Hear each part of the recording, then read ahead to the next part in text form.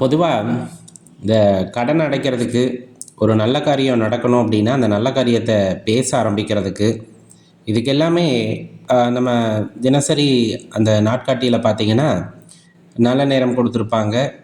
சுப முகூர்த்தத்தன்னைக்கு அந்த நல்ல நேரத்தில் ஆரம்பிக்கிறது சிறப்புன்னெலாம் சொல்லுவாங்க இல்லையா?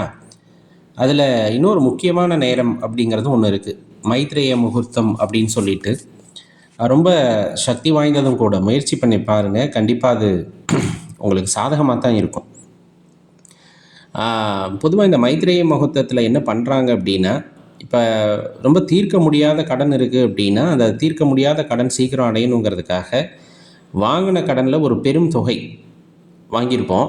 அதில் ஒரு சின்னதாக ஒரு தொகை ஒரு ரூ. 1,00,000 யார்ட்டையாச்சும் வாங்கியிருக்கோம் அப்படின்னா, ஒரு 5,000மோ 6,000மோ அந்த மாதிரி ஒரு அசல் தொகை வந்து அந்த நேரத்தில் திருப்பி கொடுக்கும்போது, அது படிப்படியாக அந்த கடன் குறைகிறது அப்படிங்கிறத அதில் அனுபவசாலிகளும் கண்டதுண்டு. அடியேனும் சில நேரத்தில் உணர்ந்தது உண்டு.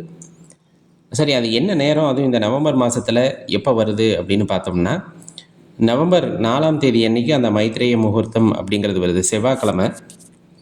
அது மாலை 4:37 மணிலேருந்து முடிவு பார்த்திங்கன்னா ஒரு 6 மணி 20 நிமிடம், அந்த நிமிடங்கள் வரையிலும் அந்த மைத்ரேய முகூர்த்தம் அப்படிங்கிறது நவம்பர் மாதத்தில் 4ஆம் தேதி அன்னைக்கு இருக்குது, செவ்வாய்க்கிழமை.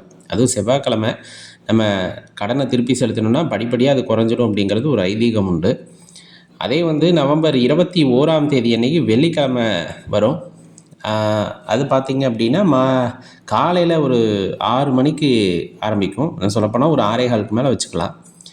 அது முடிகிற நேரம் அப்படின்னு பார்த்தோம்னா ஒரு 8 மணி 25 நிமிடங்கள் வரையிலும், அல்லது 8 மணி 21 நிமிடங்கள் வரையிலும் அந்தந்த பகுதிகளுக்கு ஏற்றாற் போல் அந்த லக்னங்கள் இருக்கும்.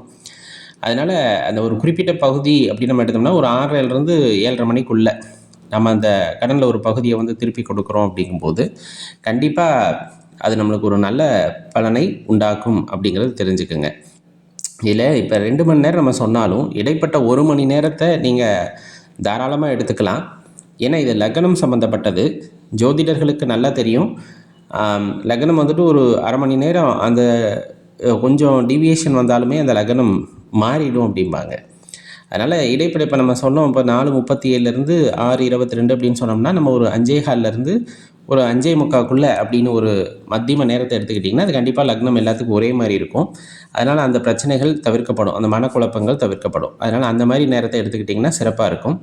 அதை எடுத்துக்கிட்டு நம்ம கடனை கட்டுறோம் அப்படிங்கும்போது கண்டிப்பாக அது குறையிறத நீங்கள் கண்கூட பார்க்க முடியும். நல்ல காரியங்கள் அந்த நேரத்தில் பேச ஆரம்பிக்கிறீங்க அப்படின்னா அந்த நல்ல காரியம் நல்லபடியாக நிறைவேறும் அப்படிங்கிறத மறந்துட வேண்டாம்.